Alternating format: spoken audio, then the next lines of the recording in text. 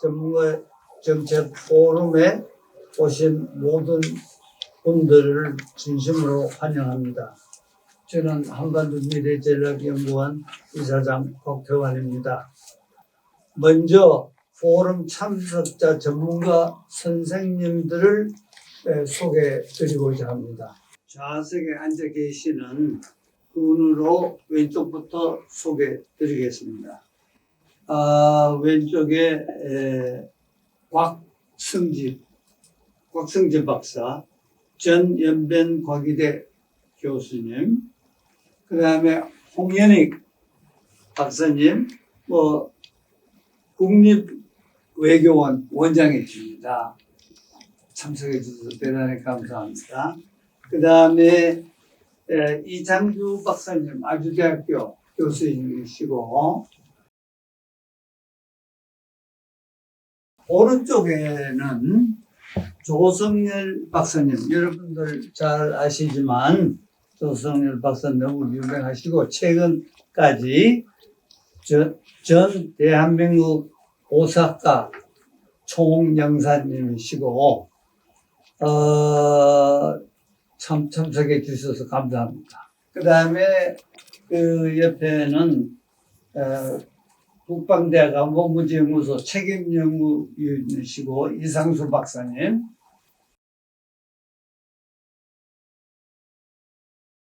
오늘 주제는 아주 시적절한 주제이고 이미 이준수 국장께서 설명한 대로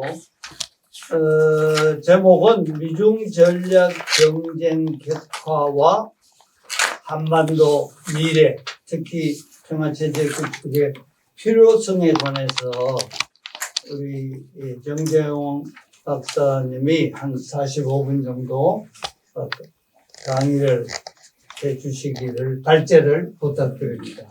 정 박사님. 네, 감사합니다. 오늘 다들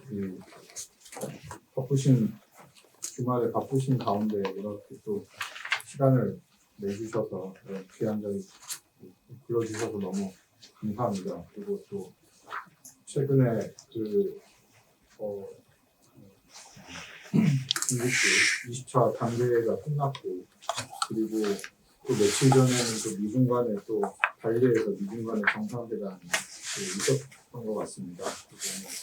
사실상 제가 이걸 쓰기 전에는 이런 게 이제 다 그 전에 제가 걱정을 했었는데요. 그렇지만 어쨌든 그리고 나서 또 북한이 최근에 이제 계속 오늘 또 ICBM 발사 성공을 했고, 아마 머지않아서 핵실험도 향후에 어떻게 이제 한미일이 어떻게 또 대응을 하느냐에 따라서 핵실험 가능성도 저는 높게 예상을 하고 있습니다. 어쨌든 이제 앞으로 계속 이런 영내 정세가 이렇게 좀 급격하게 변화되는 속에서 제가 이제 고민을 했던 주제는 이제 궁극적으로는 이제 미중 전략의 어떤 미국과 중국이라는 두 그레이트 파워의 어떤 전략 경쟁, 패권 경쟁이 격화되고 있는 것이고, 근데 이제 이러한 경쟁이 과거에는 이제 경쟁이었는데 저는 여기에 대해서 한국 내에서도 다양한 논점이 있는 것 같습니다. 저도 여기 다양하게 또 여기 또 다 최고 전문가들이신데 논점이 있는데, 저는 제가 이제 중국 쪽을 연구를 하고 있고 또 중국 관련돼서 이제 중국 쪽 전문가들과 이제 이런 부분에 대해서 많이 이제 주고 논의를 좀 해왔습니다. 저도 이 부분이 아직 완벽한 건 아닌데, 근데 이제 제가 이번에 이제 좀 포커스를 두고자 했던 거는, 그러니까 미국과 중국의 어떤 이 경쟁이 향후에 이제 국제 질서의 변화도 지금 이어지고 있고, 그 국제 질서 변화가 또 한반도의 또 질서의 변화로 지금 이어지고 있다는 것이죠. 그러면 결국은 이러한 질서의 변화가 앞으로 이 한반도에는 저는 상당한 퍼펙트 스톰으로 다가올 수 있다. 그렇기 때문에 지금 저는 북한이 지금 ICBM 발사를 하고 있고 여러 가지 하는 것도 북한이 누구보다도 이 국제 질서의 변화를 과거 냉전 시기 때부터 정확히 읽어왔던 국가라고 생각하고 있고, 그래서 지금 북한이 지금 보여지고 있는 이런 행동들도 저는 이 질서의 변화 속에서 지금 북한은 분명히 이런 퍼즐을 지금 스텝 바이 스텝으로 가고 있다라고 저는 제 개인적으로는 그렇게 보고 있습니다. 뭐 여기는 다양한 또 관점이 존재를 하고 있고요. 그래서 뭐 요즘 한국 내에서도 그래서 북한의 어떤 이런 ICBM이나 뭐 7차 핵실험을 놓고 뭐 우리가 핵 개발을 해야 되니 뭐 미국의 전술핵을 갖다 놓아야 되니 뭐 여러 가지 논쟁이 있는 것 같습니다. 저는 근데 개인적으로는 뭐 거기에 대해서 제가 뭐라고 말씀 못 드렸지만 저는 개인적으로 그거는 좀 현실적으로 실현 가능성이 높지 않고 과연 그리고 역으로 그러면 우리가 한반도 평화체제 저는 개인적으로 이제 그 평화체제에 대해서 다시금 좀 진지하게 한 번 더 고민을 해야 되는 것이 아닌가. 그리고 이런 새로운 어떤 질서 변화 속에서 우리가 이 평화체제라는 것들 그리고 이 한반도 평화체제라는 것이 저는 단지 한반도에 머무르는 것이 아니라 결국은 이게 동북아 다자한부 체제로 연결되는 하나의 출발점이라고 보고 있기 때문에 저도 이제 이 부분이 오늘 여기 계신 서로 전문가들도 계시겠지만 다 같이 연계되는 부분이라고 보고 있습니다. 그렇기 때문에 거기에 대해서 우리가 한 번 더 좀 고민을 해야 되는 것이 아닌가. 우리가 과연 얼마만큼 이 평화체제라든지 다자한부 체제 이런 부분에 대해서 고민을 했는가. 뭐 이 부분은 한국 내에서도 수많은 분들이 연구를 해왔고 다양한 논쟁이 있었지만 그렇지만 이게 실질적으로는 되지 않았고 그리고 중국이 지금 얘기하고 있는 소위 말하는 다자주의, 다국화된 국제질서의 기본 아젠다도 결국은 다자주의입니다. 다자주의라는 것은 공동안보라는 것이고 공동안보는 결국은 평화체제 다자안보를 모색해 나가겠다는 것입니다. 그러면 그러한 것과도 좀 맥락이 되어져서 좀 이제 이런 측면에서 좀 다 같이 고민을 좀 할 필요가 있는 것이 아닌가라고 해서 좀 근본 이런 이제 중국의 어떤 아무래도 이제 중국 측의 어떤 입장과 이런 스탠스 그리고 이런 정세 변화를 위주로 좀 말씀을 드리고자 합니다. 우선은 뭐 올해 이제 우크라이나 사태 이후에 지금 중국과 미국 간의 어떤 전방위적인 대결이 벌어지고 있고 저는 이게 하나의 체제 경쟁이라고 좀 보여지고 있습니다. 이게 과거에 어떤 미소 간의 경쟁이 뭐 저는 군사 경쟁이었다고 하면 미국과 중국의 경쟁은 진정한 어떤 체제 경쟁이다. 그거는 왜냐하면 군사뿐만 아니라 정치, 군사, 경제, 이데올로기까지도 이제는 모든 것들이 전방위적으로 이제 경쟁 국면으로 되어 있고 그리고 이번에 이제 제가 오늘 이번에 발리 정상회담을 보도한 중국 측 자료를 좀 번역한 거 이따가 드릴 텐데 거기에서 보면 시진핑 국가주석이 중국식 사회주의에 대해서 강한 자부심을 갖고 있다는 것이죠. 그거는 다르게 말하면 중국은 앞으로 미국식 자본주의에 대해서 강하게 대응할 수 있고 우리는 우리의 어떤 체제를 통해서도 충분히 이길 수 있다라는 이런 식의 얘기를 하고 있다는 것이죠. 그러나 그렇다고 보면 이거는 어떻게 보면 이제 체제 경쟁의 어떤 국면이다라고 보여지고 있어요. 그러면 또 그런 측면에서 보면 바이든 정부는 과거 트럼프 정부와는 다르게 지금 하고 있는 어떤 대중 정책이 크게 세 가지인 것 같습니다. 투자, 동맹, 경쟁인데 그 핵심 투자라는 건 결국은 미국이 이제 제조업을 강화시켜 나가고 반도체라든지 그래서 칩4를 지금 하고 있고 한미를 강조하고 있고 그래서 지금 저는 개인적으로 미국이 제일 지금 포커스를 주는 게 자국의 어떤 경쟁력 강화인 것 같습니다. 제조업 강화. 그래서 지금 여러 가지 신흥 기술이나 이런 거를 미국에 지금 재투자하고 있는 것이고 두 번째는 이제 동맹의 강화죠. 그래서 한미일의 안보 강화, 나토를 연대하고 있고 전 세계 모든 어떤 미국과 우호적인 국가들과 동맹을 강화해서 어떻게 보면 중국의 어떤 호위망을 만들겠다라는 것이고요. 그리고 이제 경쟁이라는 것은 결국은 그걸 통해서 중국과의 어떤 체제 경쟁을 나서겠다. 그리고 그것을 적어도 10년간 미국은 한 10년을 전략적인 중국과의 경쟁을 시기라고 보는 것 같습니다. 그래서 인도태평양을 놓고 이런 것들을 하겠다라고 지금 하는 것 같습니다. 근데 중국은 그 부분에 대해서는 뭐 여러 가지 자신감을 갖고 있고, 저는 개인적으로 중국은 이 부분에 대해서 아마 적극적으로 좀 대응을 해 나갈 것입니다. 그러면 이제 중국이 그러면 대응이라는 측면이 저는 이제 앞으로 어떻게 봐야 되느냐, 이제 여러 가지 측면이 있는데, 저희 이제 가장 큰 이제 여기서 우리가 봐야 되는 거는 이제 우크라이나 사태 이후에 중국의 이제 대응이 이제 과거와는 또 좀 달라지기 시작했다는 것이죠. 그거는 뭐냐면 이제 어떻게 보면 우크라이나 아프간 사태와 우크라이나 사태 이후에 미국이 이제 중국에 대한 이런 어떤 압박이나 이런 것들이 되게 공세적이었고, 중국이 다소 여기에 대해서 수세적이었다고 하면, 사실상 아프간과 우크라이나 사태 이후에 중국과 러시아의 어떤 전략적인 안보 협력의 강화를 통해서 이제는 중국도 상당히 공세적으로 이제는 나아가고 있다는 것이죠. 그래서 금년에 이제 왕이 외교부장이라든지 시진핑이 얘기를 하면 미국이 중국에 대해서 제재를 하면 우리도 똑같이 미국에 대해서 제재를 하겠다, 강대강으로 나가겠다고 얘기를 하면서, 그러면서 동시에 중국이 이제 뭐 신형 국제관계, 인류문명 공동체, 그리고 러시아와의 전략적 안보 경제 협력이라는 어떤 이런 것들을 강하게 얘기를 하면서 이제 미국과의 이러한 미국이 이렇게 추진하는 인도태평양을 통해서 중국에 대한 포위 전략에 대해서 중국 역시 러시아 그리고 이런 새로운 중국과의 어떤 협력을 강화시킬 수 있는 라이크 마인드 국가들과의 어떤 협력을 통해서 이제 한다라는 것이죠.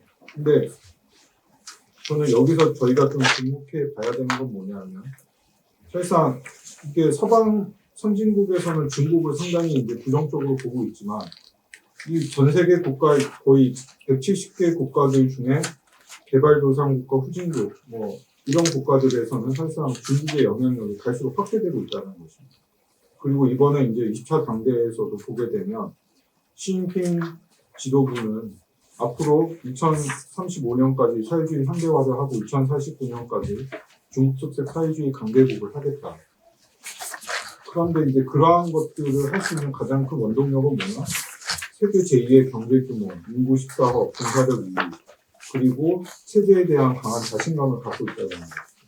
그리고 이러한 것들, 그리고 지금 중국이 특히 러시아와 상하이 협력기구, 브릭스, 그리고 이란, 아세안들과 앞으로 전략적 경제 협력을 통해서 이러한 것들에 대해서 강하게 이제 질서를 강화시켜 나아가면서 미국과 이제 경쟁을 하겠다는 거죠. 그러니까 이거의 변화라는 것은 과거와는 다른데, 과거에는 그냥 경쟁이었다고 하면 이제 중국은 경쟁을 하되 그 경쟁 속에서 질서를 변화시켜 나가면서 내가 미국과의 경쟁에서 우위를 점해 나가겠다는 이러한 형태로 이제는 액션을 취하기 시작했다는 것이고, 그것이 결국은 시진핑의 1인 지도부의 권력 집중으로 나타나는 거죠. 그러니까 중국 공산당의 엘리트들이 지금 시진핑한테 힘을 실어주는 가장 큰 이유도, 시진핑이라는 강력한 리더십을 통해서 궁극적으로는 2049년까지 미국을 넘어서 중국의 부흥이라는 이러한 목표를 위해서 이제 그렇게 나아가겠다는 거죠. 근데 그걸 하기 위해서는 당연히 질서의 변화가 필요하다는 것입니다. 근데 그러면 이러한 질서가 가장 크게 저는 임팩트가 나올 수 있는 지역은 저는 이제 한반도, 대만 이 가장 가까운 지역이겠죠. 그렇기 때문에 저는 앞으로 이 한반도, 특히 이런 제1도전선이 한반도나 이쪽에서 저는 상당 부분 많은 어떤 힘의 충돌이, 임팩트의 충돌이 나올 수밖에 없다라는 것이고, 그런 측면에서 지금 중국과 북한, 러시아 3자 간의 연대가 강화되고 있다는 거죠. 그거는 결국은 이 큰 전략적인 흐름 속에서 이제 봐야 된다는 것입니다. 그래서 지금 중국과 북한이 소위 말하는, 그래서 중국이 이번에도 보게 되면 바이든과 회담에서도 북한 문제에 대해서는 북한의 우려를 해야 된다. 그래서 뭐 중국식 해법인 쌍계병행을 얘기하고 있고, 그리고 이번에 윤석열 대통령과도 북한 얘기에 대해서 전혀 언급을 하지 않았습니다. 그거는 결국은 중국은 이제 북한 문제에 대해서는 중국식 해법을 통해서 문제를 해결해 나가야 된다. 그럼 중국식 해법은 아까 말씀드린 것처럼 다자주의, 평화체제에서 중국은 모색을 해 나간다는 거예요. 그러면 그러니까 우리가 이런 부분을 전혀 모색을 하지 않는다고 했을 때는 이 한반도를 중심으로 상당한 앞으로 이 불협화음과 상당한 갈등이 날 수밖에 없다는 이런 것들인 것이고, 또 하나 여기에 변화라는 것은 지금 이 중국과 이 러시아의 어떤 협력이 유라시아 전체의 어떤 지역 질서를 지금 변화시켜 나간다는 거예요. 그럼 유라시아의 지역 질서, 유라시아 지역 공동체가 나타난다는 것은 결국은 이 한반도에도 저는 향후에 상당한 영향을 미칠 수밖에 없다라는 것이기 때문에 우리가 이런 어떤 큰 그림을 갖고 이런 문제를 좀 봐야 되는 것이 아닌가라고 생각합니다. 그래서 이제 우크라이나 사태 이후에 이제 미중 전략 경쟁이 이제 훨씬 더 격화가 되고 있는데, 사실상 중국은 이 우크라이나의 문제에 있어서도 나토의 동진 정책 그리고 젤렌스키의 어떤 좀 신나치주의 뭐 이런 부분에 대해서 계속 얘기를 해왔습니다.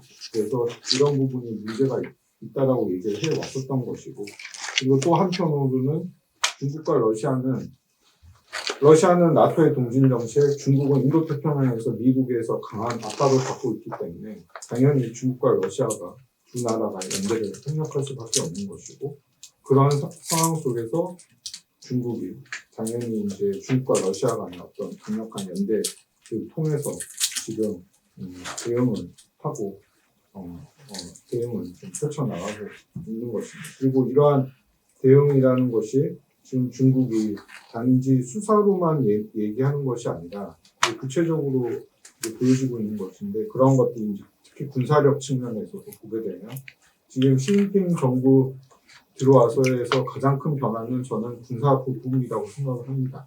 왜냐하면 시진핑 지도부에 들어와서 중국이 여러 이제 개혁을 해왔지만 그 개혁에 있어서 강도가 가장 높게 진행된 부분이 군사 부분이고, 그리고 가장 많은 개혁이 이루어지고 있는 것이 군사 부분입니다. 그리고 그 군사 부분에서 지금 중국이 얘기하는 것은 이제는 양과 질이 아니라 무조건 싸워서 이기는 실전화된 군대를 만들어 나가는 것이고, 그걸 위해서 시진핑 지도부에 와서 중국과 러시아, 특히 상하이 협력기구를 중심으로 군사안보 협력이 강화되고 있다는 거죠. 그래서 이번에도 이제 우크라이나 전쟁에도 불구하고 저희 블라디보스톡에서 이 중국과 러시아 간의 대규모 고강도 군사 훈련을 펼쳐나갔었습니다. 그러면 뭐 이러한 것들이 있는 것이죠. 그리고 또 당연히 이제 이러한 부분에 대해서 미국과 유럽들은 이제 한국, 일본, 호주 이런 것들을 통해서 뭐 또 IPEF, 쿼드, 뭐 어코스 이러한 것들을 통해서 또 지금 중국을 대륙을 하고 있는데, 중국은 이러한 어떤 미국이 이렇게 중국을 봉쇄하는 이런 전략에 대해서는 러시아와 연대를 통해서 그러면 그것에 맞대응하면서 역으로 그거를 다시 재봉쇄하는 이러한 형식으로 지금 나아가고 있다라고 말씀을 드릴 수가 있는 것 같습니다. 그래서 그리고 또 하나 우리가 봐야 되는 게 이제 중국이 이번 당대회를 통해서 2027년까지 적어도 제1도련선 내에서 어떤 영내의 어떤 군사적 개입을 억제하겠다라는 그런 또 계획을 갖고 있습니다. 그렇게 그런 얘기를 하고 있기 때문에 2027년이 인민해방군의 100주년이고, 그리고 2035년까지 중국이 사회주의 현대화를 실현을 얘기하고 있기 때문에 적어도 2035년까지는 중국이 제1도련선 내에서는 확실하게 제해권, 제공권을 확보하겠다라는 의지를 보여주고 있는 것 같습니다. 그래서 이러한 측면도 우리가 봐야 된다는 것이죠. 왜냐하면 그러한 것들이 중국의 의지고, 그래서 그런 측면에서 최근에 보게 되면 중국이 또 전략 스텔스 폭격기를 또 조만간 또 선보인다고 얘기를 합니다. 그러한 것들은 이제 결국은 중국이 이렇게 할 수 있는 거는 그만큼 세계 제2의 경제력과 그러한 이제 힘을 가졌다. 그래서 그리고 그 힘이라는 것이 이제 시진핑이라는 이제 지도부를 통해서, 그리고 이제 향후 시진핑 2차 당대에 의해서 장기 집권이 뭐 적어도 이게 10년, 15년 정도 저는 중장기적으로 될 것 같고 또 뭐 대만 문제가 있을 때 앞으로 장기적으로 될 것 같기 때문에 이러한 것들도 아마 될 수 있다라고 저는 보여지고 있는 것이고 그 두 번째 우리가 봐야 되는 거는 그러면 왜 중국과 러시아의 어떤 이 안보와 경제 협력이 강화되느냐 저의 여기에 있어서 가장 키 포인트는 결국은 두 나라 모두 이제 미국이 그동안 중심의 어떤 자유주의 국제 질서의 어떤 문제점 그래서 다국화된 국제 질서를 위해서는 중국은 지금 러시아와의 협력이 필요하다는 것이죠. 뭐 당연히 중국의 혼자 힘이 있다고 하면 혼자서 이제 그렇게 할 수 있지만 지금 상황에서는 중국 역시 러시아와의 협력이 필요하고 러시아도 우크라이나 사태 나토와의 이런 상황 속에서 중국과의 어떤 전략적 협력이 필요하고 있기 때문에 그리고 또 지금 뭐 특히 대만 문제, 남중국해 한반도에서는 또 중국과 러시아의 협력이 또 필요한 상황입니다.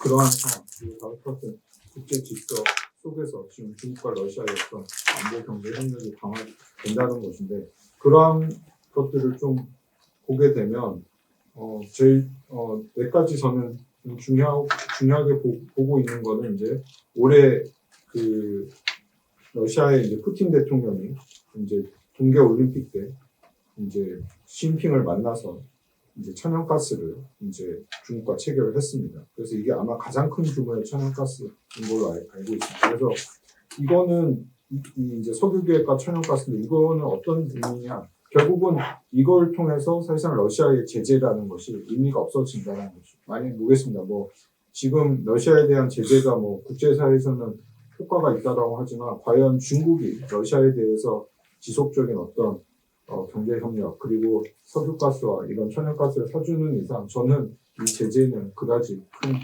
효과가 그렇게 있을 거라고 보여지지는 않고 있고요. 두 번째는 그리고 나서 이제 중국과 러시아가 계속 얘기하는 것이 우크라이나 문제는 공동안보, 그러니까 공동안보, 그러니까 미국이 얘기하는 그런 방안이 아니라 어떤 새로운 방안을 통해서 이 문제를 해결해야 된다고 얘기를 하고 있고 아마 이러한 것들은 계속 얘기를 할 것 같습니다. 그리고 또 하나는 이제 유럽인데 유럽에서도 지금 이 문제에 대해서 이제 계속 얘기를 하고 있지만 뭐 금년 3월에 시진핑이 숄츠 이제 독일 총리를 만난 자리에서도 이 러시아와 우크라이나 문제 이런 부분에 있어서는 균형적으로 이 문제를 해야 된다라고 얘기를 하고 있고 제재로서는 이 문제 해결이 안 된다고 얘기를 하고 있습니다. 그리고 당대회 이번에 2차 당대회 이후에 또 숄츠가 중국을 방문을 해서 또 러시아 문제에 대해서 얘기는 했지만 중국의 입장은 이 문제는 복잡한 문제이기 때문에 어느 일방을 통해서도 문제를 해결할 수 없고 균형적인 전반적인 문제로 해야 된다는 것이죠. 그럼 과연 독일이나 이런 나라들이 그럼 과연 미국 편을 설 수 있는가? 모르겠습니다. 제가 뭐 이쪽 전문가는 아니지만 적어도 중국과 독일의 경제 관계 이번에 숄츠가 중국을 방문한 건 결국은 경제 문제죠. 만약에 그러면 숄츠가 이러한 어떤 중국과의 관계를 무시하면서까지 하기에는 또 여러 가지 리스크가 있기 때문에 이러한 측면도 우리가 봐야 된다는 그런 측면이 있는 것 같습니다. 그리고 또 세 번째로 말씀드릴 수 있는 거는 저는 이게 이제 더 중요한 부분인데 이번에 20차 당대회를 앞두고 시진핑 주석이 상하이 협력기구에 참석을 해서 이제 푸틴 대통령과 회담을 가졌습니다. 근데 저는 적어도 중국 시진핑 주석은 자기가 20차 당대회에서 자기가 확실하게 1인 지도부도 될 거를 염두에 두고 처음으로 상하이 협력기구에 참석을 했고 그리고 이 상하이 협력기구에서 이런 국가들과의 어떤 지지를 받았습니다. 하나의 중국 원칙이죠. 그래서 제가 이렇게 말씀을 드리는 이유는 이번에 2차 당대회에서 시진핑 주석이 강조했던 것이 향후의 대만 문제는 평화적으로 해결을 모색을 하겠지만 그것이 안 될 때는 최종 단계에서는 무력을 통해서도 얘기를 하겠다라고 얘기를 했다는 것입니다. 그런 측면에서 보게 되면 그러면 20차 당대회 이전에 시진핑 주석이 상하이 협력기구에 가서 푸틴 대통령과 향후의 다국화된 국제 질서를 위해서 중러 간의 전략적인 경제 안보 협력을 강화해 나가자고 얘기를 했고 그리고 이 상하이 협력기구 국가들로부터 하나의 중국 원칙을 받았다는 것이죠. 그거는 중국 입장에서는 상당한 우군을 확보했다는 것입니다. 왜 제가 이렇게 말씀을 드리냐면 우크라이나 사태 이후에 러시아가 유엔에서 제재를 가했습니다. 하지만 유엔에서 그 제재가 무력화가 됐어요. 왜냐하면 그 당시에 러시아를 제재를 하려고 미국이 했지만 유엔 회원국 등의 상당 국가들이 거기에 비토권을 두면서 사실상 제재가 통과되지 않았다는 것이죠. 그건 달리 말하면 향후에 대만 문제에서도 만약에 어떤 무력의 어떤 충돌이 발생을 한다고 해도 이런 어떤 상하이협력기구나 전 세계 이런 국가 최소한 50개국이 비토권을 놓는다고 하면 사실상 중국에 대한 제재는 어려울 수 있다는 거죠. 그러니까 이런 측면들이 저는 있고 이러한 것들이 국제사회에서의 어떤 하나의 중국 원칙을 지질 것 같다는 거죠. 두 번째는 그리고 이 다국화된 국제 질서를 위해서 앞으로 달러 화폐 대신 위안화나 현지 화폐를 하겠다. 그리고 SCO 개발연과 인프라 개발 기금을 만들겠다는 것이고, 그리고 중국이 얘기하는 안보 협력을 위해서 앞으로 상하이 협력 기구들과 더욱더 안보 정보 협력, 안보 협력, 그리고 군사 협력을 확대시켜 나가겠다라고 이번에 강조를 했습니다. 그리고 이란이 이번에 상하이 협력 기구의 정식 가입국이 되었습니다. 그거는 다르게 말하면 향후에 중국, 러시아, 이란으로 이어지는 이 거대한 벨트를 통해서 중국은 뭐 경제뿐만 아니라 전략적인 안보를 확대시켜 나간다는 그런 의지를 보여주고 있다는 것이죠. 그렇기 때문에 뭐 중국 측 전문가들로는 지금 북한과 중국의 관계가 코로나 때문에 지금 많이 중단되어 있지만 향후에 이 북한이 유라시아 동쪽 끝에 위치하고 있기 때문에 향후에 이제 코로나가 어느 정도 마무리되고 하면 북한도 이 SCO 가입도 배제할 수 없다라고 얘기를 하고 있다는 거죠. 그러면 결국은 중국은 그거는 결국은 이렇게 해서 유라시아를 하나의 지역 공동체 그리고 그 유라시아를 하나의 지역 공동체를 통해서 그 힘을 바탕으로 다국화된 국제 질서 추진 그리고 아세안과의 연대라는 것들. 그래서 그것이 이번에 20차 당대에서 시진핑 지도부가 얘기하고 있는 인류문명 공동체 신형국제관계 1대1로. 그래서 아마 중국은 앞으로 1대1로로 더욱더 확대해 나갈 것입니다. 그래서 오늘 제가 아침에 방금 지하철 타고 오면서 뉴스를 봤는데 시진핑이 내년 초에 1대1로 포럼을 개최한다고 합니다. 그래서 아마 과거보다 훨씬 더 큰 규모의 1대1로 국제 포럼을 개최를 하고 수많은 1대1로 국가들을 초청해서 1대1로 전략을 더 확대할 거라고 합니다. 그래서 아마 그런다고 하면 그 주요 대상국은 유라시아나 아세안 국가들이 될 거로 저는 보여지고 있고 그러면 이러한 것들이 아무래도 훨씬 더 탄력을 받고 진행이 된다는 것이죠. 그거는 그렇게 된다고 하면 유라시아의 어떤 지역 질서의 변화라는 것들 그리고 그러한 것들이 중러 간의 어떤 두 축, 중국과 러시아라는 강대국의 어떤 협력에 상하이 협력 그리고 아세안, 브릭스, 이란, 북한, 베트남으로 이어지는 이런 어떤 거대한 축의 변화들이 앞으로 저는 일어날 수밖에 없는 것이고 그래서 이번에 2차 당대회 이후에 베트남의 국가주석이 중국을 방문했고 파키스탄 총리도 중국을 방문을 해서 앞으로 중국과 1대1로를 확대해 나가고 협력을 공고해 나가겠다고 얘기하는 것은 결국은 중국의 어떤 이런 큰 그림 속에서 앞으로 이런 주변 국가들과의 연대를 확대시켜 나간다는 것이죠. 그러면 이러한 연대, 협력을 통해서 그 힘들이 앞으로 축적되고 있는 것이고 그것이 저는 분명히 한반도에는 영향을 미칠 수밖에 없다는 거죠. 왜냐하면 한반도도 결국은 국제질서 속에 있는 것이지 우리가 국제질서가 분리되어 있지 않다는 것입니다. 그래서 우리가 이런 어떤 이 질서의 어떤 저는 이제 변화의 흐름을 좀 볼 필요가 있다. 그러면 결국은 이러한 변화가 새로운 어떤 영내 질서에 좀 앞으로 도래하는 것이고 그 출발점이 이제 20차 당대회 그리고 20차 당대회에서 시진핑이 앞으로의 어떤 중국 특색 사회주의 그리고 중국식 어떤 이 사회주의 현대화를 얘기를 했다라는 것입니다. 그래서 이번에도 바이든이 제가 그 자료에서 바이든과의 정상회담에서 시진핑이 얘기한 것이 과거에도 그렇고 현재에도 그렇고 미래에도 그렇고 중국은 중국식 사회주의는 계속될 것이고 중국의 체제는 변화될 것이지 변화될 상황이 없다. 그렇기 때문에 미국이 이거에 대해 정확히 알아야 된다는 것은 저는 나름대로 이제 시진핑은 거기에 대한 이제 강한 자신감을 갖고 이거 사회주의 현대화를 통해서 앞으로 강화시켜 나가겠다는 것이죠. 그러면 그런 측면에서 보게 되면 지금 북중 관계의 어떤 공고하고 저는 그런 맥락에서도 봐야 된다는 거죠. 왜냐하면 지금 북한과 중국의 어떤 관계 강화에서의 큰 맥락에서 보게 되면 그 이념적 이데올로기 강화를 매우 강조를 하고 있는 것 같습니다. 뭐 사실상 지금 중국과 북한이 어떤 코로나 때문에 경제적인 유대 관계가 많이 축소된 건 사실이지만 그렇지만 어떤 지금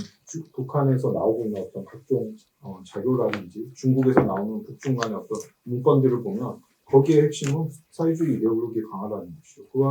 그런 측면에서 보게 되면 북한과 중국의 어떤 전략적인 공통 분모가 저는 분명히 있는 것이고 그 분모는 지금 중국이 어떤 그리고 있는 큰 그림 속에서 같이 맞물려서 지금 스텝 바이 스텝으로 저는 한 걸음 한 걸음 저는 갈 가능성이 있다라는 것입니다. 그래서 앞으로 이제 라는 것이고요. 그래서 이제 그러한 것들이 향후에 본격화되어지는 것이고 그래서 이 중국과 러시아의 어떤 이 전략적 안보 협력 그리고 다국화된 질서, 유라시아 지역 통합 그리고 지금 이제 뭐 시진핑 지도부가 얘기하고 있는 다날제 전략 이런 것들은 결국은 향후에 이제 동북 삼성을 중심으로 해서 남북중 특히 이제 남북 모르겠습니다. 한국은 뭐 쉽지 않을 것 같고 뭐 한국이 여기에 동참하면 중국 원하시겠지만 그게 쉽지 않다고 하면 아마 북중러 3자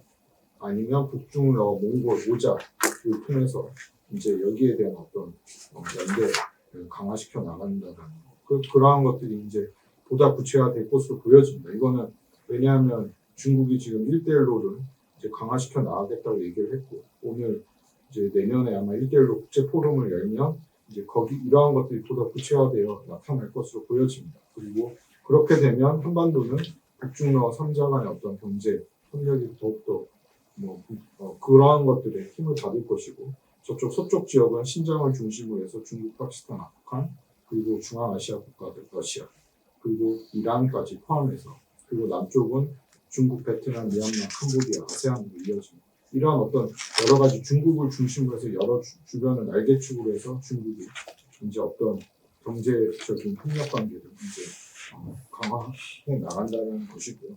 이러한 측면에서 보면 북중 관계도 당연히 관계가 공고화되고 있는 것이고 그러한 것들은 뭐 여러 가지 지금 어떤 국제 질서의 변화 그리고 이런 측면에서도 저희가 그 표가 있는 것이고 특히 북중의 또 70주년을 통해서도 이러한 어떤 포인트가 된 것 같습니다. 그래서 저는 뭐 제가 뭐 북한 전문가는 아니고 여기도 북한 전문가 아닌데 제가 되게 요즘 재밌게 보는 게 북한이 요즘 나오는 그 중앙 통신이나 이런 것들을 보게 되면 중국 관련된 뉴스들이 많고 특히 중국의 어떤 홍콩 문제, 대만 문제, 남중국해, 미중 간에 있어서 엄청나게 이 중국의 편에, 그러니까 약간 중국의 입장에서 얘기를 엄청 해주고 있는 것 같습니다. 그 보도 내용인데 특히 중국과 러시아 그리고 러시아에 대해서도 북한이 엄청나게 우호적인 보도를 많이 해주고 있어요. 돈바스크나 이런 것도 아마 북한이 가장 먼저 승인해주고 있는 것들.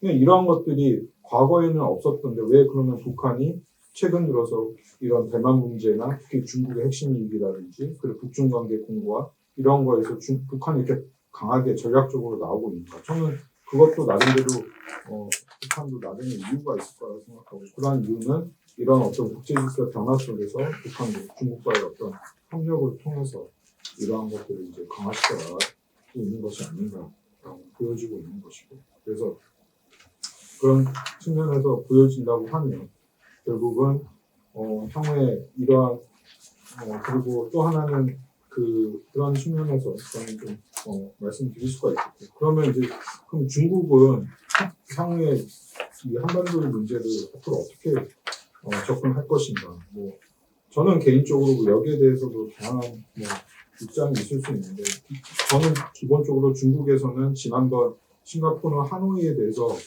중국도 나름대로 기대가 많았던 것 같습니다. 하지만 그러한 것들이 결국은 미국이 회담에서 북한이 원하는 것들이 이루어지지 않는 이게 회담이 성공을 못했고 그게 어쨌든 불발이 되었다는 것이고 그리고 나서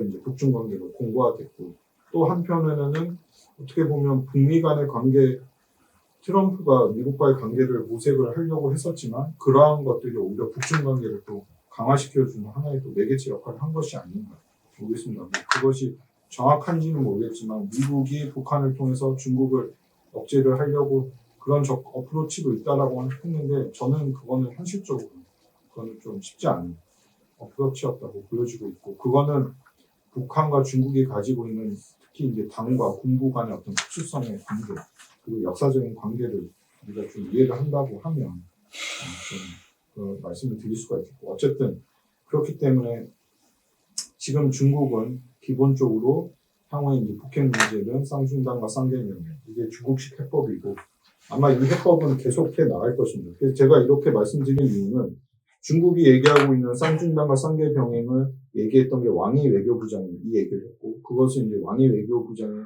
왕이 프로세스라고 얘기합니다. 중국에서는. 근데 재밌는 게 이번 20차 당대에서 왕위가 양재치를 이어서 외교 담당을 총괄하는 위치에 올라갔습니다. 그러면 그건 다르게 말하면 왕위가 자기가 북핵 문제, 북핵 프로세스라고 얘기했던 쌍중단과 쌍계병행을 위반한 사람이고 그 사람이 앞으로 양재치를 이어서 중국의 모든 대외 부분을 담당하는 자리로 올라갔다는 것은 앞으로 중국은 분명히 중국식 해법, 특히 이 쌍계병행 그리고 중국식 해법에 대해서는 포기하지 않겠죠. 왜냐하면 자기가 그것을 해법을 내놓은 사람인데 그리고 그 사람이 시진핑의 신임을 얻고 거기에 대한 지지를 얻어서 중국의 최고 향후에 적어도 10년, 15년, 뭐 적어도 한 10년, 뭐 5년 향후에 뭐 5년 내지 10년 이상 그 양재치의 길을 이어서 중국의 이제 대외 정책을 총괄하는 자리에 올랐는데 그거를 저는 개인적으로는 포기하지는 어려울 것 같고 아마 중국은 중국식 해법을 얘기를 할 것입니다. 그거의 기본은 결국은 북한의 안보를 우려를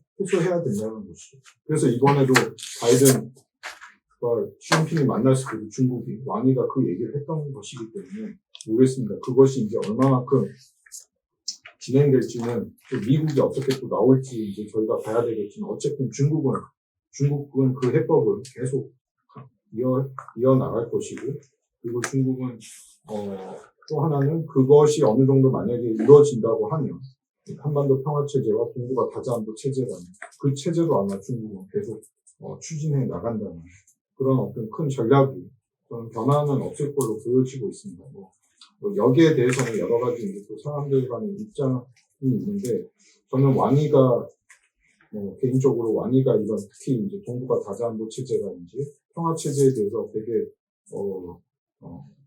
그런 거에 대한 강한 신념을 갖고 있는 것 같습니다. 그래서 매번 그 입장에서도 동북아에서는 새로운 다자 질서가 만들어져야 된다고 얘기를 했고 그 이번에도 이제 우리 윤석열 대통령과 회담이 끝나고 나서도 왕위가 그 무슨 중국 자료에서도 한국과 중국은 다자주의를 위해서 앞으로 영내 다자주의를 위해서 더 힘을 써야 된다고 얘기를 한 거는 결국은 그 다자주의라는 거는 이 한반도의 다자체제, 평화체제, 이게 사자체제, 사자 내지 육자체제로 가야 된다는 그런 인식을 저는 반영한 것이 아닌가 보여집니다. 그래서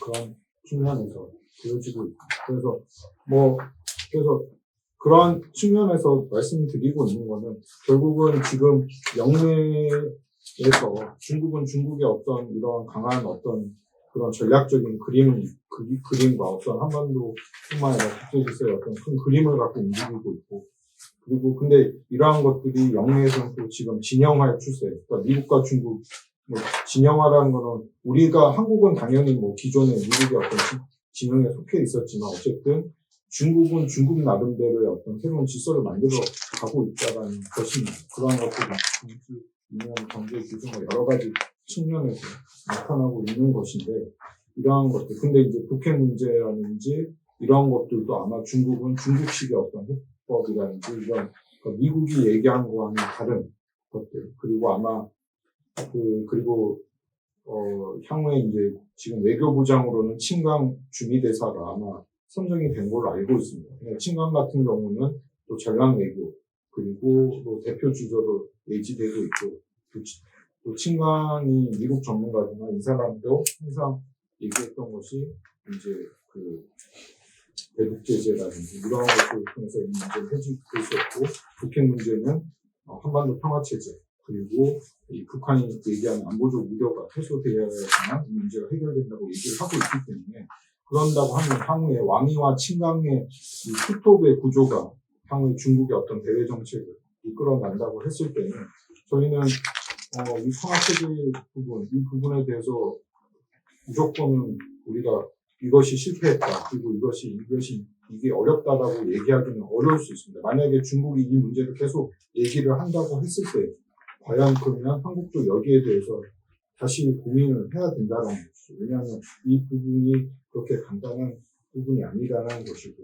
그렇기 때문에, 저도 제가 이 평화체제나 이런 부분에 제가 전문가는 아니지만, 그렇기 때문에 좀 중국이 적어도 생각하는 이런 한반도 평화체제와 정부가 다자안보체제가 향후에 그 왕위와 친강의 그런 투 체제를 두 사람이 얘기하는 그런 식으로 전개된다고 했을 때는 거기에 대해서도 우리가 조금의 어떤 정책적인 이제 방안 마련이 필요한 것이 아닌가라고 생각을 합니다. 그리고 또 하나 저희가 봐야 되는 것이 당연히 이제 그 평화체제는 남북 미중 타자 간의 어떤 협상으로 이루어져야 되는 것이고 그것이 향후에는 육자회담으로까지 이루어지는 식으로 돼야 되는 그런 측면이 고민이 될 필요가 있는 것이 아닌가라고 생각을 합니다. 그리고 또 하나는 그 중국에서 얘기하고 있는 이제 그 왕위 프로세스죠. 이 상계 병행에 있어서는 기본 문점의 핵심은 이제 행동 대 행동인 것 같습니다. 그러니까 말이 아닌 행동을 해야 된다는 것이죠. 그래서 과연 미국의 실질적인 행동이 없이 단지 그냥 구두로서만 얘기를 했을 때는 저는 이 프로세스 진행이 어려울 수 있다. 그렇기 때문에 과연 그러면 앞으로 어떤 행동, 구체적인 행동으로 이것이 만들어질 수 있는가. 그거는 저도 이거는 이제 저도 향후에 우리가 또 고민할 필요가 있겠지만 어쨌든 중국은 이게 행동 대 행동의 어떤 실질적인 차원에서 해야 된다라고 얘기를 하고 있고 그런다고 했을 때는 결국에는 어떤 우리가 얘기하고 있는 지금 한미 연합훈련이라든지 여러 가지 어떤 군사활동 이런 어떤 북한이 얘기하고 있는 어떤 위협적인 행동이 어떤 중단이라든지 그리고 무력이라든지 그리고 지금 북한이 얘기하고 있는 주한미군 여러 가지 이런 문제들을 우리가 다시 한번 좀 고민을 해야 되는 시점이 아닌가라고 보여지고 있습니다. 그래서 제가 이런 로드맵 이런 거는 향후에 당연히 지금 향후에도 다양한 분들이 또 이 부분에 대해서 연구를 많이 하고 있기 때문에 이런 부분들은 충분히 향후에도 이제 논의는 가능한 것 같습니다. 하지만 그 논의의 기본 틀은 결국은 이제 다자 체제라는 것이죠. 1급 체제가 아니라 이러한 것들이 저희는 이제 우리가 좀 봐야 된다는 것이고 그래서 저는 이제 시간 관계상 제가 이제 마무리 말씀을 드리면 어쨌든 중국이 지금 시진핑 지도부 24당대회에서 시진핑 지도부 들어와서 중국이 이제 과거와는 다르게 변화되고 있고 그 변화라는 것이 어떤 자신의 변화가 아니라 질서의 변화를 도모해 가면서 어떤 좀 적극적인 이제 대응을 해 나가고 있다라는 것이고 그 변화는 앞으로는 이제 조금 약간 눈에는 이해는 그러니까 어떤 과거처럼 이렇게 수동적이지가 않은 조금 더 이제 본인들이 주동적으로 앞으로 나갈 것으로 저는 예상되고 있고 그런 측면에서 지금 이제 작년에 이제 미중 앵커리지 이제 회담 그리고 이번에 바이든과의 어떤 미중 회담에서도 보게 되면 이제 더 이상 중국이 할 말을 하는 한다는 것이죠. 이제 더 이상 미국한테는 이제는 과거처럼 이제 수세적이지 않고 할 말을 하겠다라는 것이고 특히 이제 이런 유라시아 국가들, 러시아, 북한, 이란, 파키스탄 이런 국가들과의 협력을 강화해 나가면서 나름대로의 어떤 또 중국이 그리고 있는 어떤 전략적 그림을 추진해 나가면서 또 한반도에 또 같이 변화를 모색해 나가는 그러니까 여러 가지 바퀴를 함께 돌려 나간다는 것이죠. 그렇게 돌려 나가면서 또 영내의 어떤 변화 그리고 그 변화의 궁극적인 목표는 당연히 이제 한반도에서 어떤 이제 새로운 어떤 질서, 그 다자주의적인 질서가 나타날 수 있도록 중국이 이제 그런 것들을 추진해 나갈 것으로 저는 보여집니다. 그렇기 때문에 뭐 당연히 이제 이것이 뭐 쉽지는 않겠고 이것이 뭐 중국이 생각한다고 해서 이것이 뭐 중국대로 된다라고는 보장은 없겠지만 어쨌든 향후에 이제 시진핑 1인 지도부가 등장을 했고 이 강력한 시진핑 지도부는 아마 이런 방향의 어떤 큰 그림을 갖고 움직일 것으로 보여지고 있기 때문에 저는 개인적으로 우리 한국이 뭐 당연히 한미동맹도 중요하지만 저희가 한중관계 그리고 한반도 평화를 위해서는 이게 또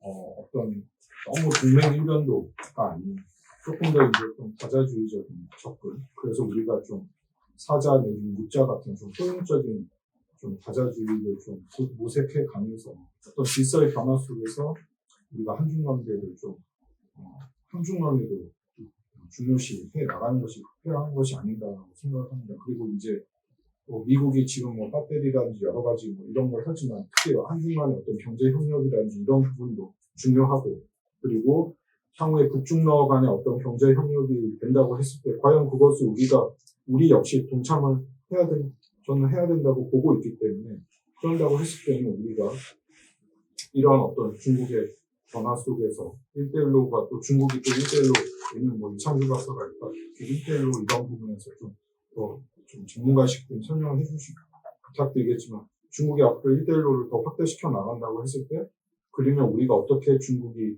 얘기하고 있는 지역적인 1대1로 속에서 우리가 북중러, 남북중러라든지 남북중, 3자, 4자, 5자 동북아 내에서 1대1로에서 우리가 어떻게 관계를 좀 확대시켜 나가는지 이러한 부분도 저희가 이제는 고민을 해야 될 것 같습니다.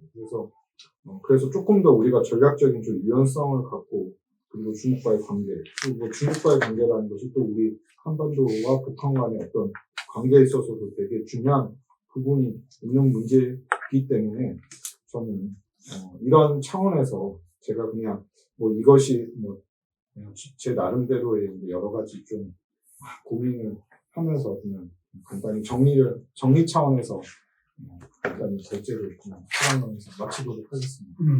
네, 감사합니다. 네.